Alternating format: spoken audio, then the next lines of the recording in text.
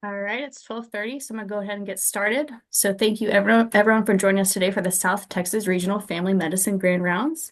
Next slide, please.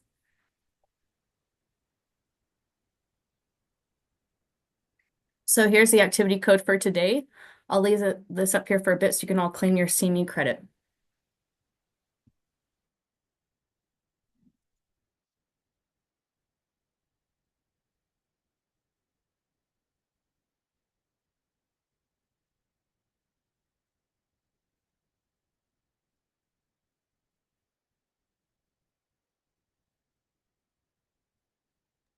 All right, next slide, please. This is just information regarding the AAFP credit system. Next slide, please. And these are the core competencies that the grand rounds will address. Next slide, please. Then here's a brief introduction from Dr. Nato.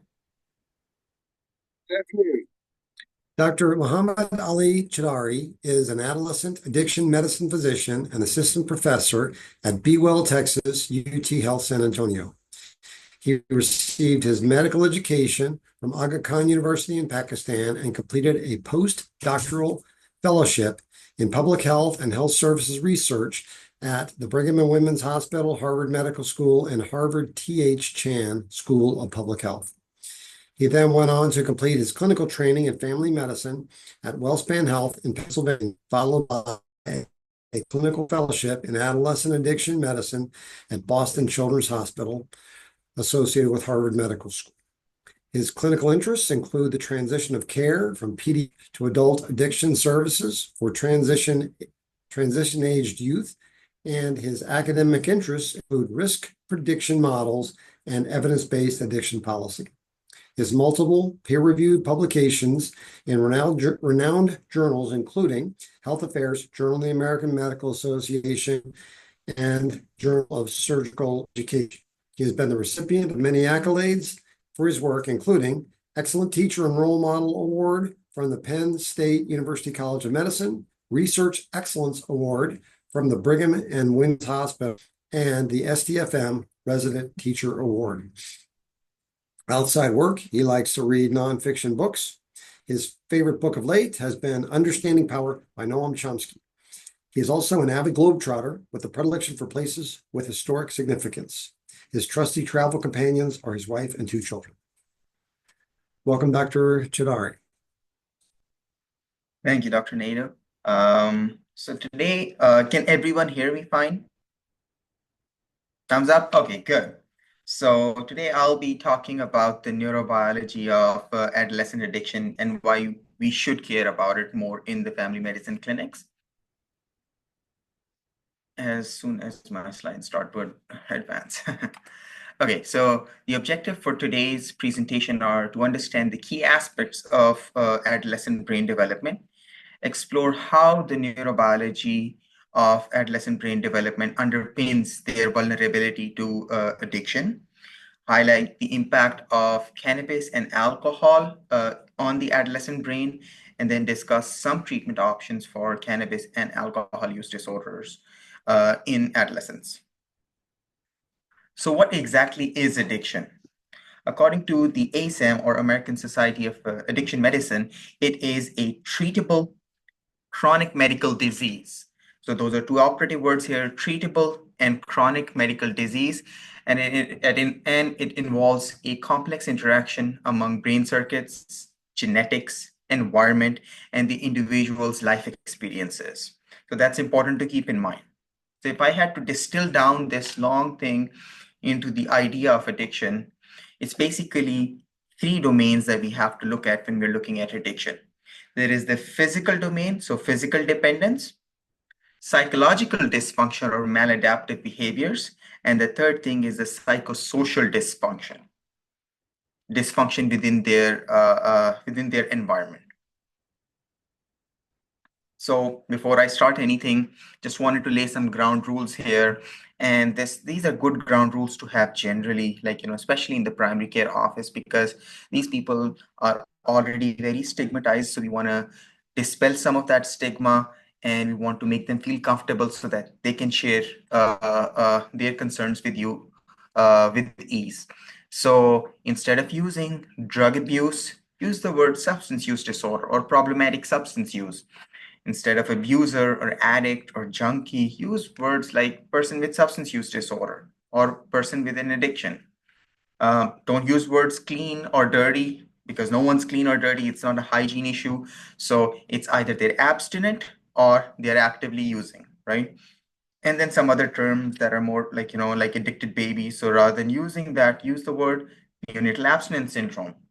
And one term that's like, just recently changed is that, MAT or we used to call it medication assisted therapy.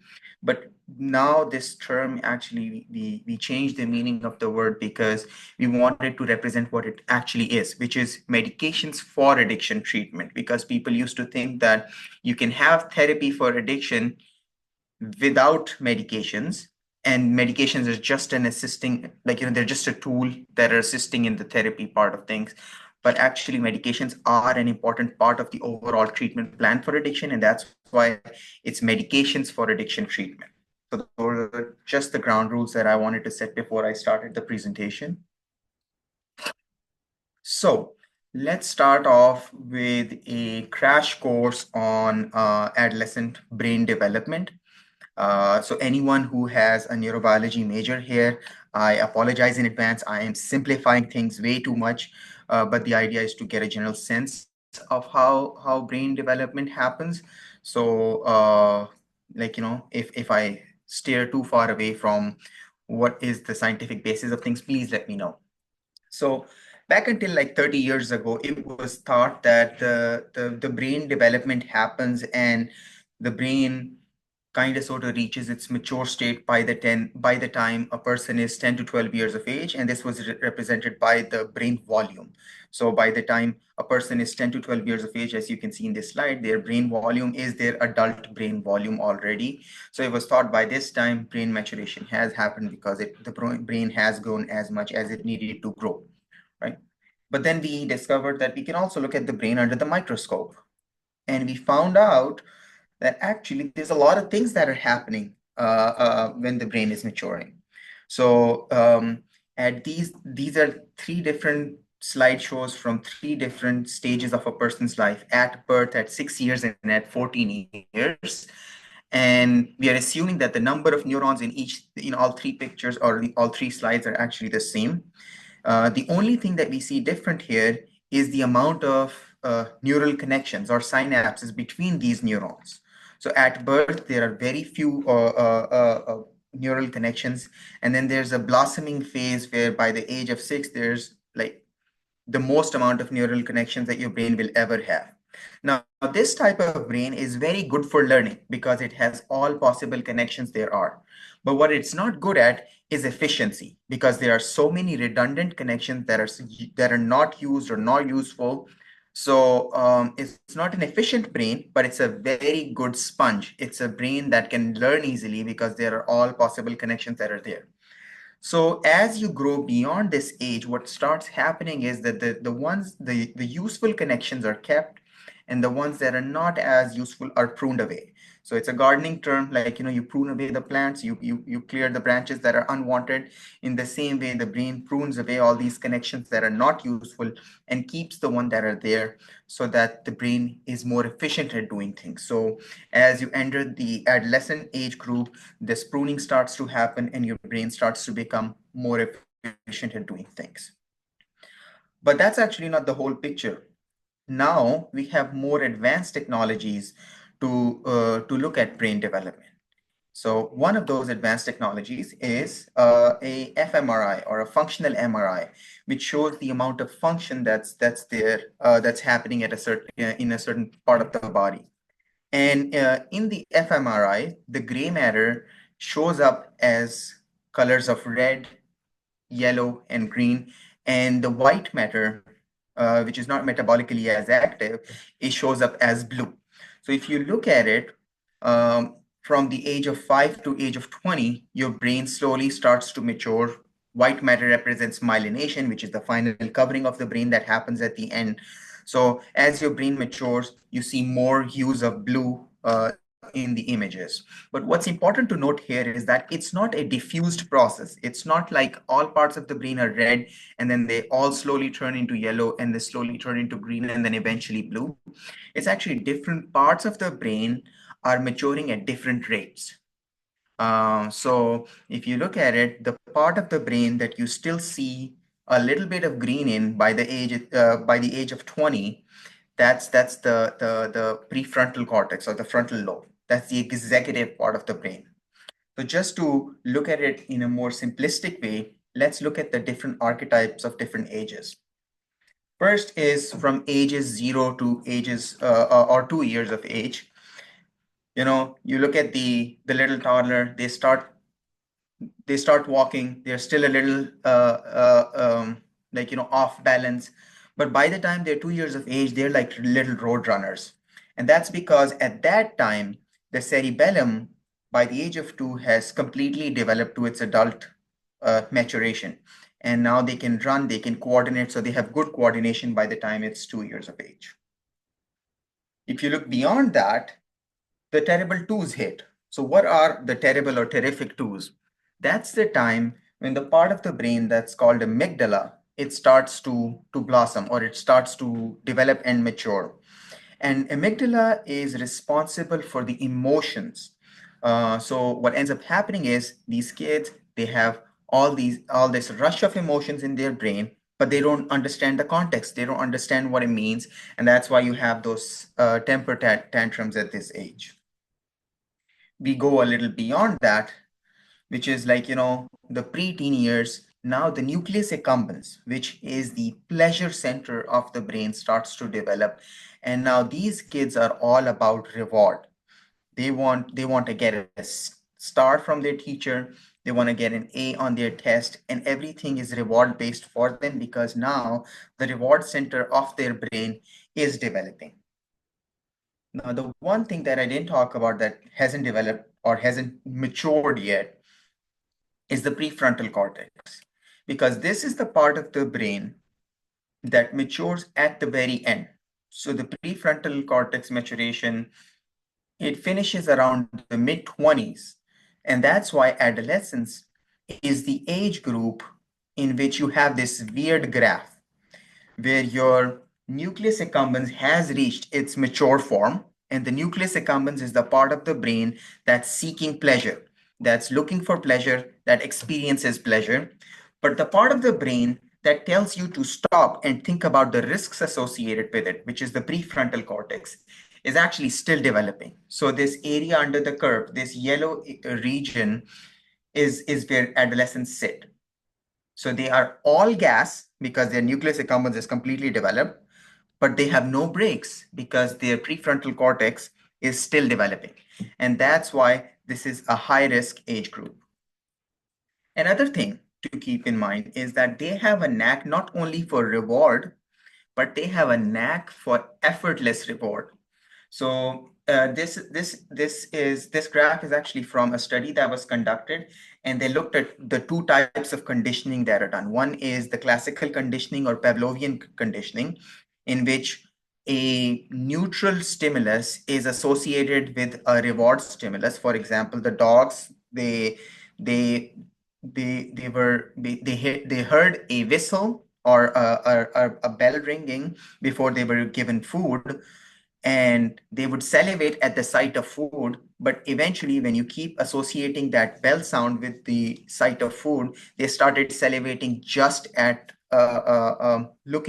just at hearing the bell or the whistle, for that matter. That's Pavlovian conditioning. And the operant conditioning is if you do something, if you do the right behavior, you get a reward for that. So it is basically an effort-based reward.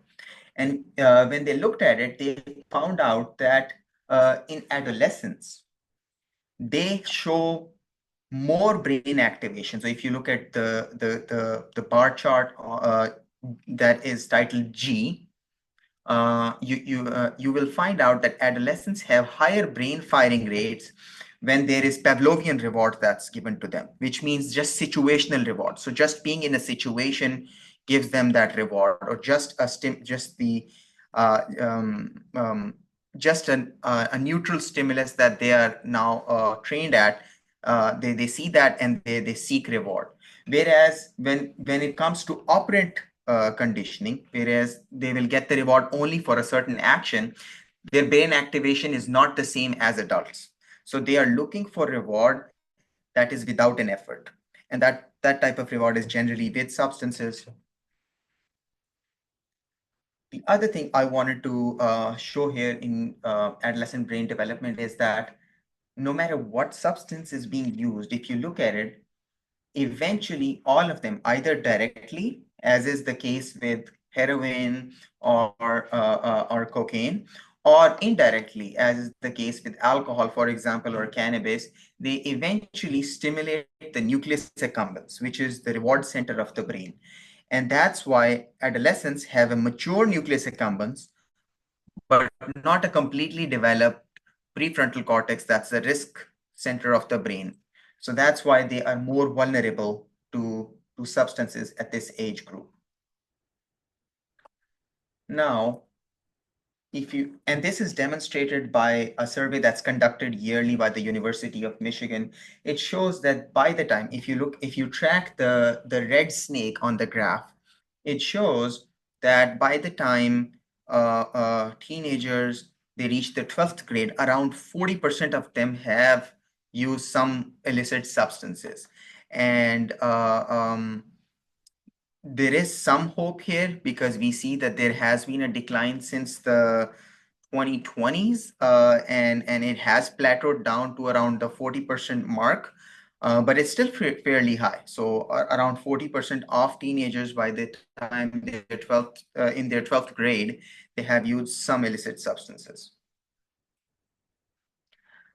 Now let's look at what is the impact of cannabis and alcohol on the adolescent brain, and if it is any different than what we see in adults.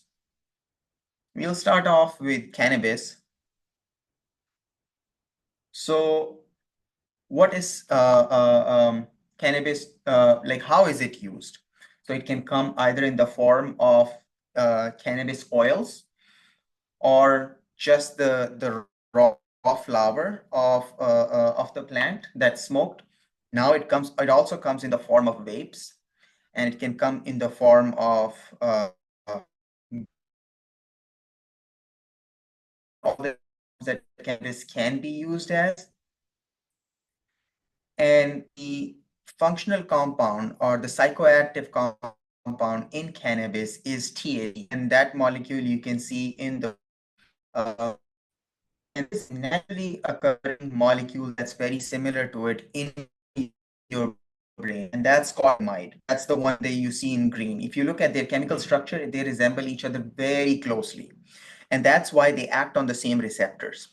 And as I said, anandamide is a naturally occurring chemical in your brain, and this is the natural volume knob on your brain.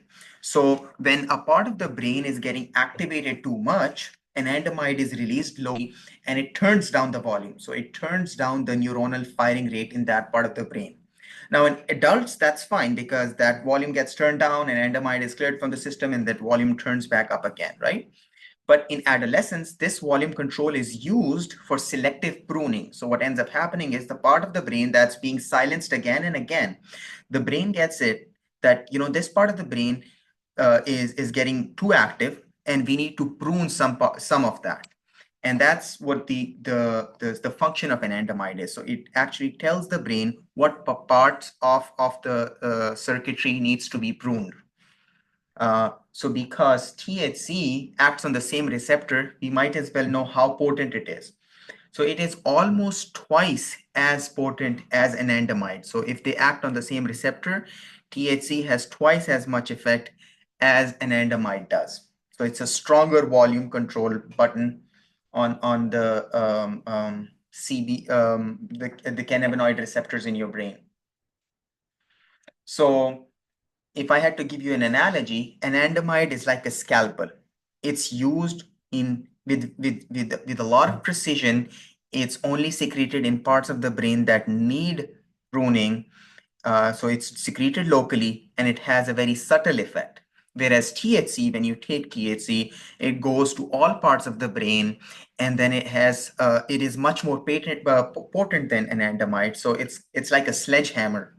Uh, so you're trying to make a figure with the help of a scalpel or with the help of like a precision equipment versus you're using the sledgehammer to beat on it afterwards. And what are some of the neurobiological changes that cannabis does to an adolescent brain? So these are all the cannabinoid receptors inside your brain. So they're pretty much everywhere in your brain. So cannabis has an impact on your coordination, has impact on your vision, on sensations, on movement, on judgment, on the reward pathway, and in memory. So pretty much all parts of the brain are impacted by cannabis use. And this is a study that I really wanted to show. Basically, it talks about what is the impact of persistent cannabis use during childhood on the intelligence level of the teenagers. So what they did was they followed people up from pre-initiation of cannabis up until the age of 38, and at all these different intervals, they took these readings of their IQ. And what they found out was people who never used cannabis had no, obviously that was the control group, didn't have an impact on their IQ over time. But people who had cannabis used for more than 3 consistently significant their IQs from 19.7 down to 93.9. So this is a significant impact on their IQ. So in the teenage groups, persistent use of cannabis can lead to decreased IQ. There's another study. Basically, they looked at fMRIs of people who used cannabis regularly and compared it to healthy subjects.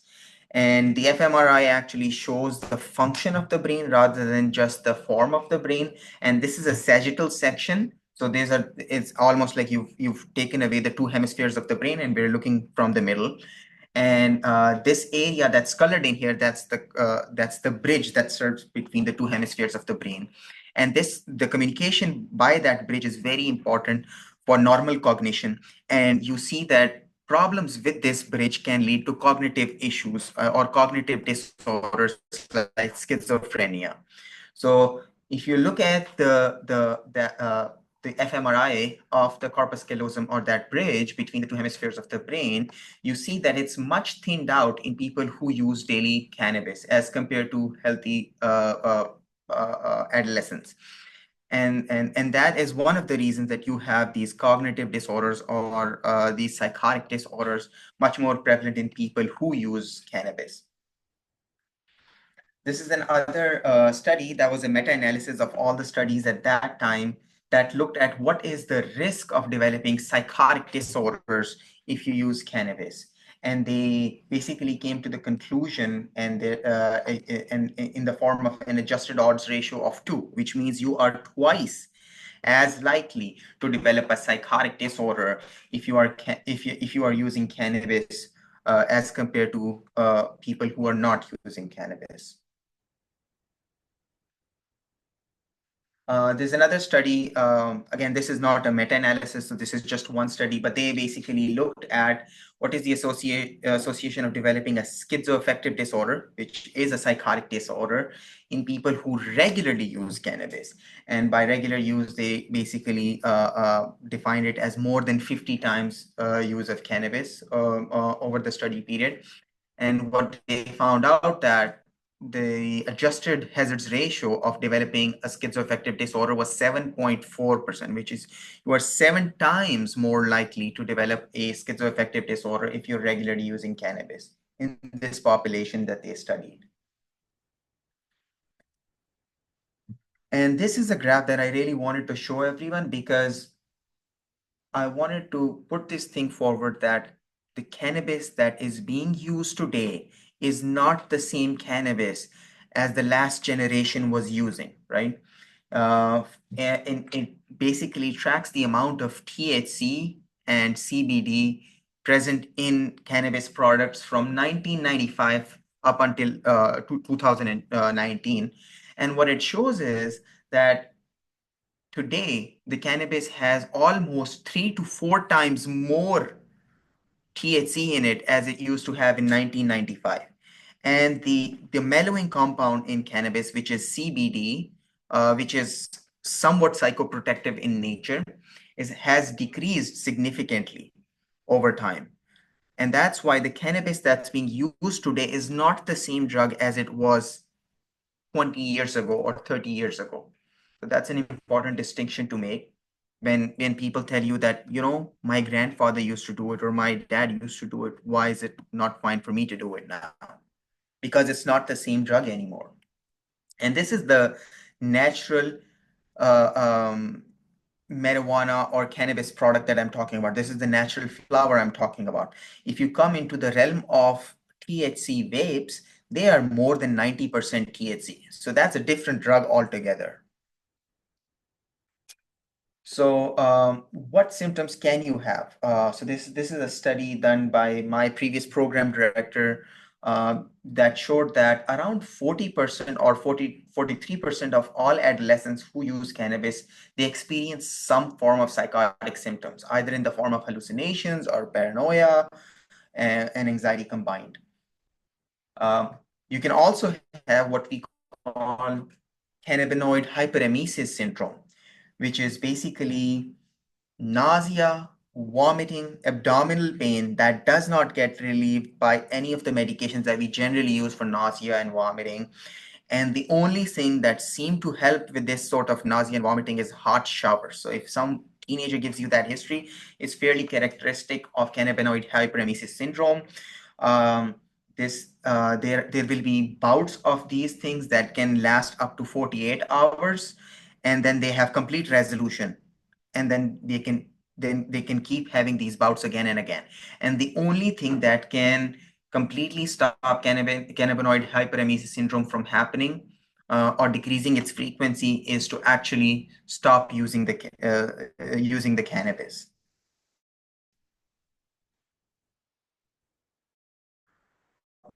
Long-term long-term poor memory, lower verbal comprehension, slower processing, slower problem-solving skills, and less.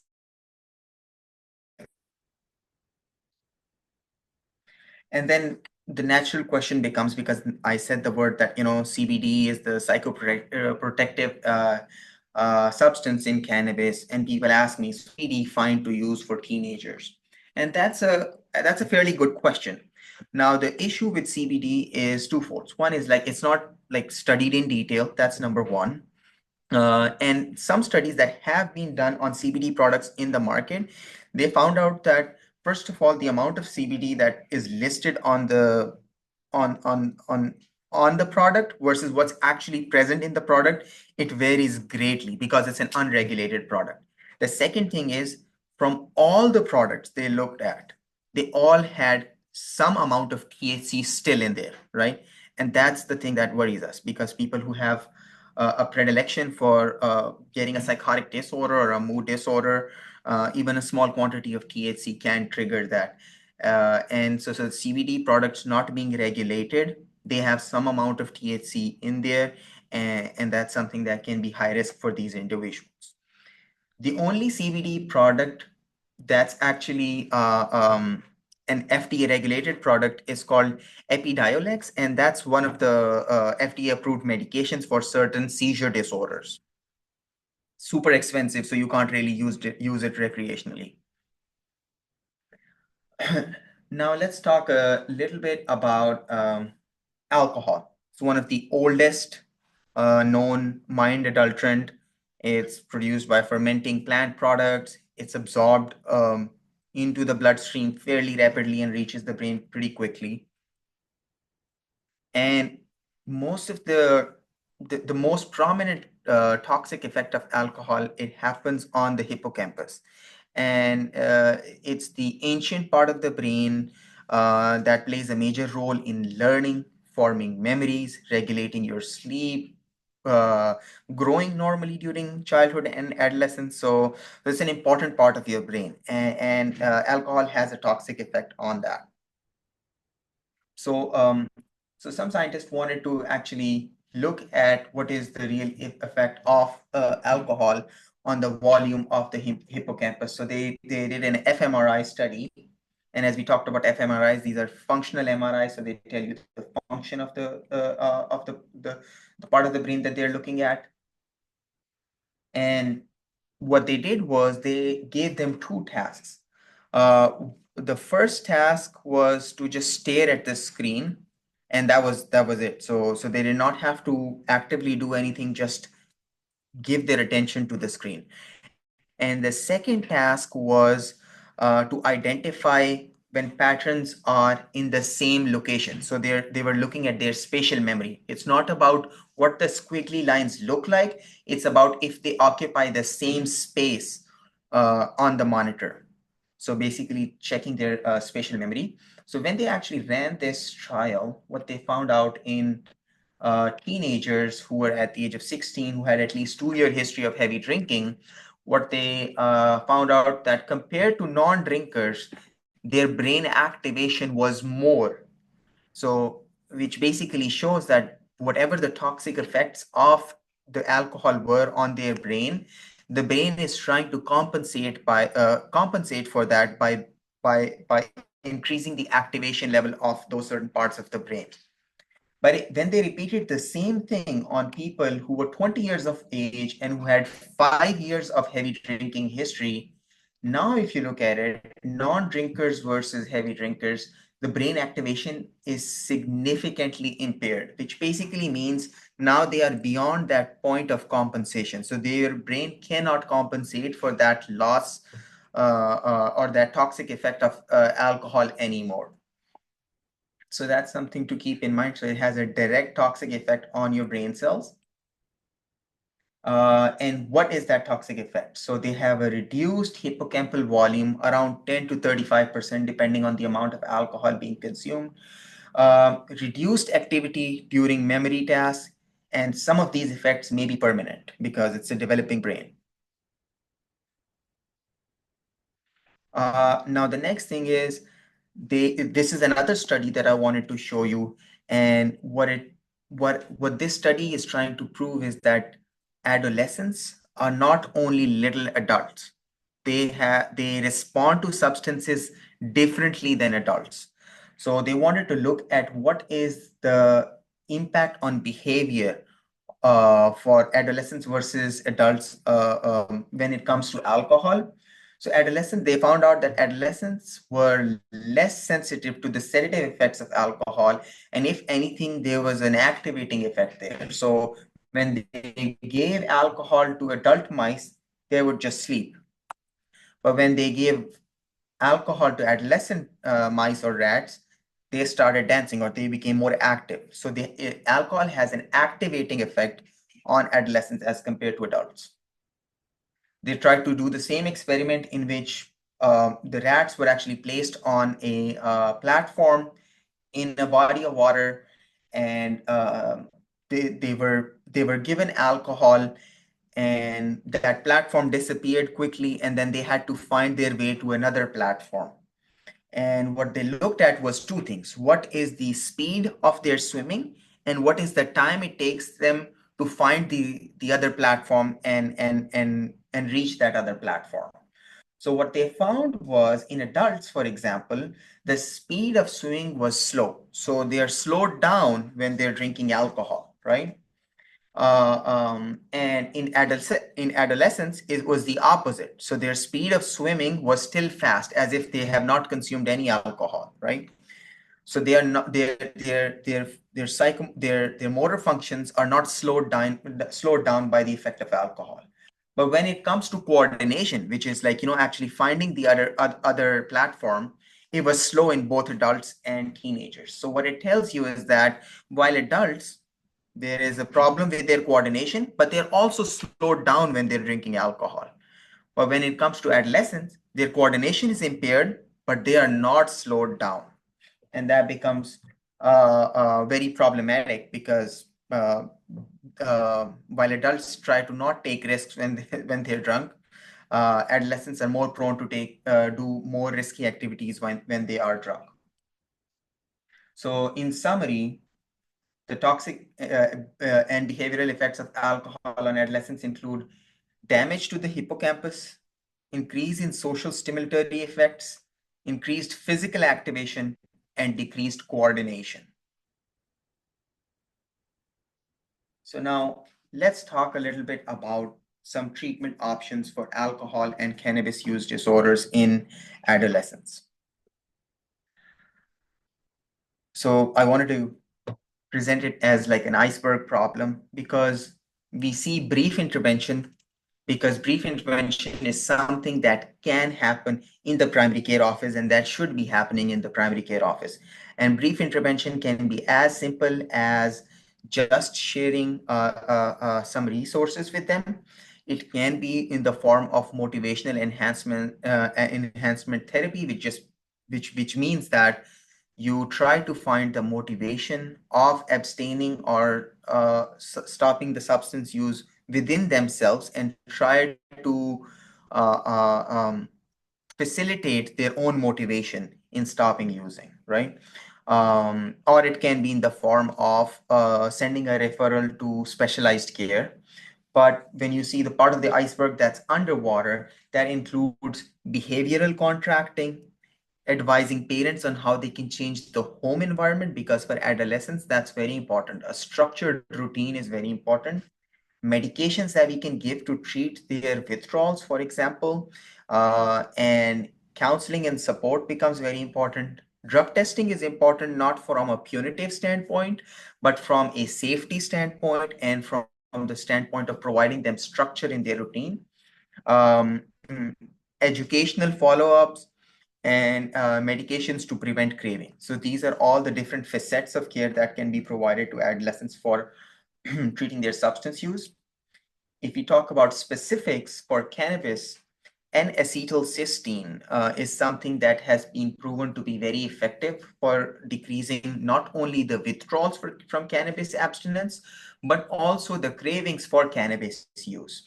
And acetylcysteine, most of us know it from its detoxing effects from Tylenol toxicity. But if given orally, and only in adolescents. In adults, it doesn't have much of an effect, but in adolescents, it leads to decreased cravings for cannabis. You can give it in the form of capsules. It comes in the form of 600 milligram capsules. You can give it 600 milligrams, 1200 milligrams or 2 capsules twice a day. Gabapentin also has some impact, not as much as N-acetylcysteine, and it also comes with some side effects that we need to be wary about, whereas N-acetylcysteine is a fairly benign substance to give to people for their cannabis use disorder. In terms of alcohol, you can always give naltrexone, 50 milligrams daily. It's actually one of the most effective medications for cutting down the cravings for alcohol. You have to be sure that they're not using any opioids for pain control or any other purposes when you give them naltrexone, because naltrexone is an opioid antagonist. And you also have to make sure that their liver enzymes are not like 5 times above the normal limit, because if they are, then you cannot give naltrexone. Acamprosate is another option. It is effective, but it's not as convenient as naltrexone because it has to be taken 3 times a day, 666 milligrams, which is like in the form of big capsules. So teenagers don't like taking it. Also, 3 times a day compliance is is an issue, but it's a fairly safe medication. You can give it fairly easily. The only thing to look at is renal clearance. So if renal function is impacted, we have to decrease the dose of acamprosate. And gabapentin, again, is a medication that can be used both for alcohol withdrawal and for alcohol cravings.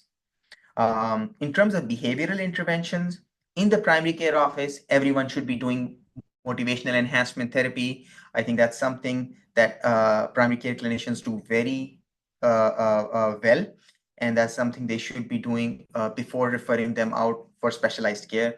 And then when they come to specialized care, we can do cognitive behavioral therapy, which is shown to be effective. Contingency management is one particular thing where, again, we're doing operant conditioning, so they get rewarded for desired behaviors, and that's something that kind of sort of resets their pleasure center in the pleasure pathways in their brain, and that's been super effective. And for some people, dialectic behavioral therapy is required. As I said, addiction is not only physical dependence, it has psychological dysfunction for which we are doing behavioral interventions, but it also has psychosocial dysfunction for which we have to provide family support and community support. Family support can be in the form of family therapy or parental guidance, and community support can be in the form of peer mentoring or group therapies like Alcoholics Anonymous, Narcotics Anonymous, or Young People in Recovery. So those are the different treatment modalities that we can offer to people, to adolescents with substance use disorder. And one thing, this is one of the last few slides that I have. I really wanted to show this to everyone. Why is it that we care so much about it? We care so much about it is because the earlier you start using a substance, the more chances you have of developing a use disorder with that substance. So if you look at, in the case of alcohol, if your first drink is after the age of 21, there's only a 9% chance you're going to develop an alcohol use disorder. But if your first drink is before the age of 13, almost there's a 50% chance that you are going to develop an alcohol use disorder. And the same association is somewhat true for cannabis, not as strong, but it's still true that if you have your first cannabis use after the age of 21, there's only a 4% chance you're going to develop a cannabis use disorder. But if your first cannabis use is 13 or younger, there's a 17 to 18% chance that you are going to develop a cannabis use disorder. And that is why early prevention, counseling, screening is very important in adolescent age group for these substances. Just wanted to share this with the team. We have the Beeville, Texas Youth Clinic, in which we do treat adolescent substance use.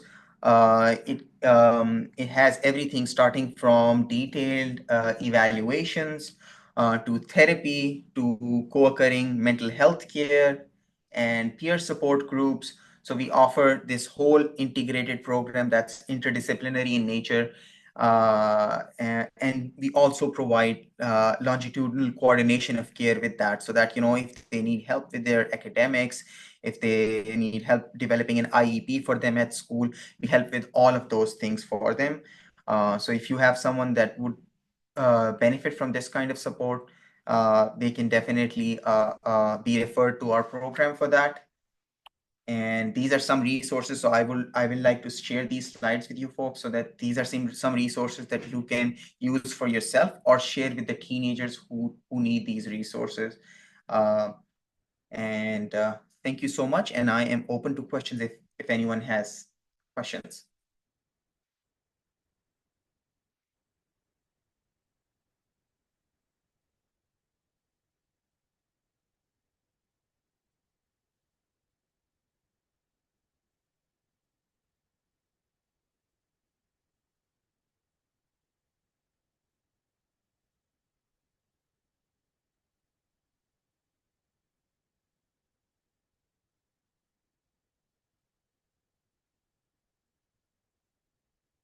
I guess no questions. I have a question. Um, Please. in terms of kind of counseling with teens, how their brain develops, what are some strategies that you've found in terms of best way to counsel teenagers that actually kind of reaches them, whether just counseling not to start or try, or once they have, just a way to kind of reach teenagers about this topic?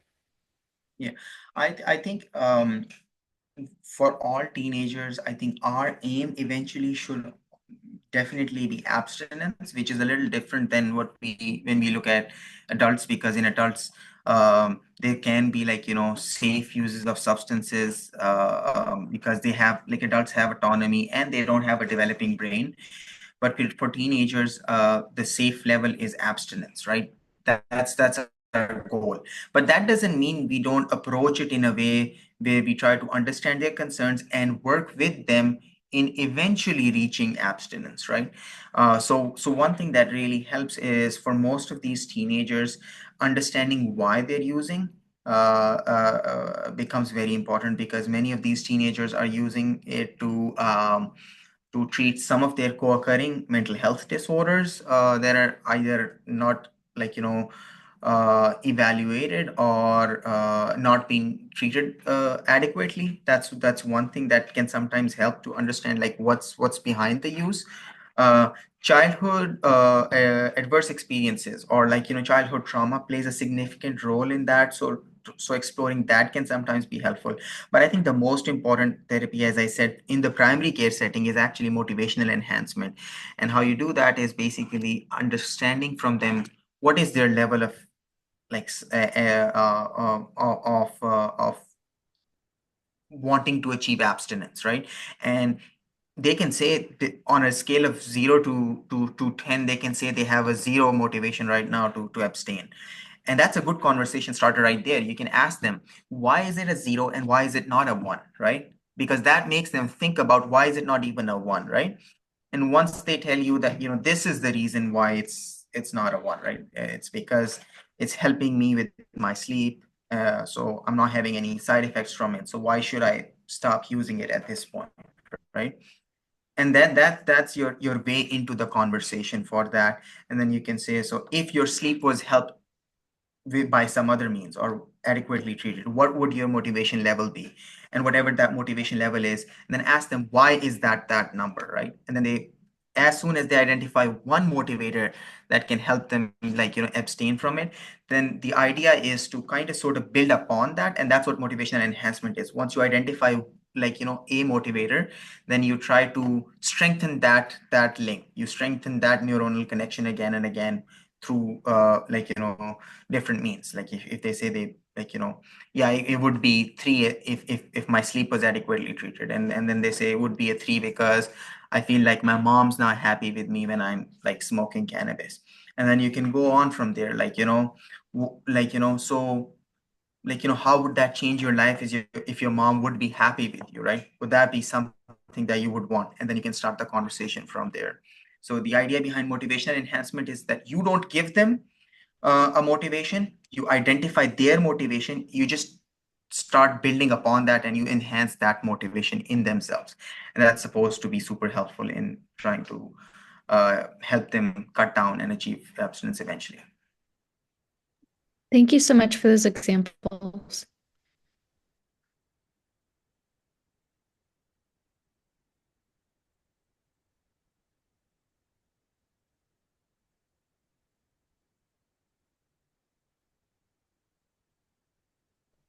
Okay, so if no one has any questions, I would say, like, I'm always available. If you want to drop me an email for any e-consults, if you have, like, just want to ask, like, they do a curbside about a patient, or if you want to refer a patient, if you think they're appropriate for referral or not. First of all, no one's inappropriate for referral.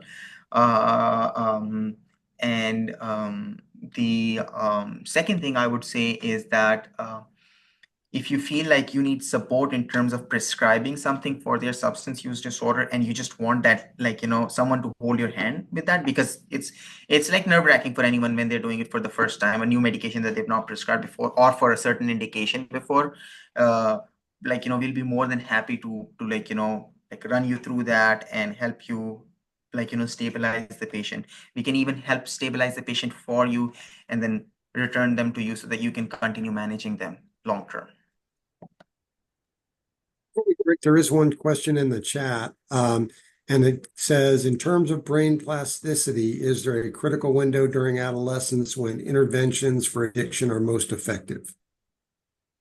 That's a good question. So what I would say is that, brain plasticity is kind of sort of playing like against us, if anything, because like the thing is a developing brain, like any structure that's still under construction is the most vulnerable to damage at that time, right? So the parts of the brain that are developing at that time, they're most vulnerable to the permanent impact of substances. So our aim is to try for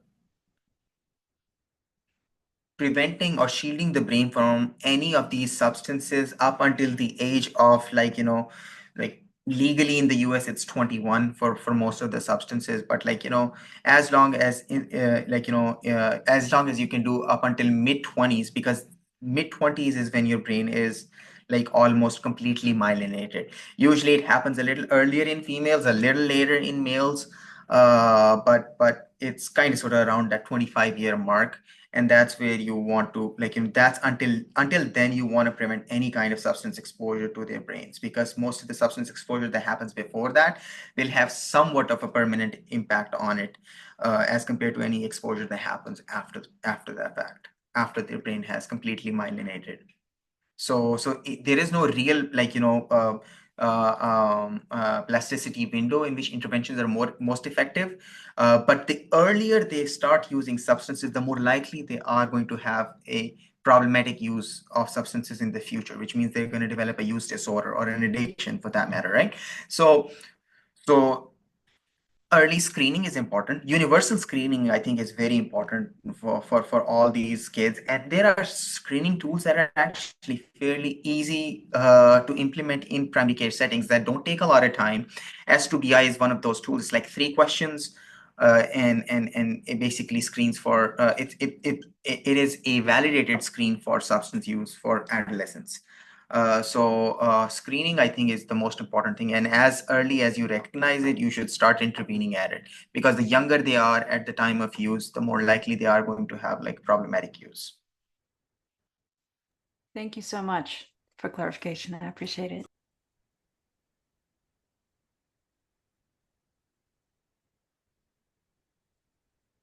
Perfect.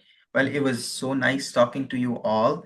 And if any of the residents are interested in rotating with us, we'll try to accommodate that too.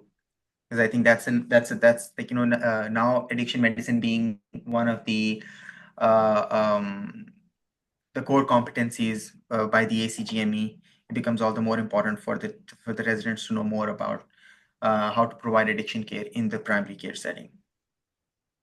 For the general, thank you for the expert rounds. We appreciate it. Thank you, Dr. Nader. Thank you, everyone. Goodbye.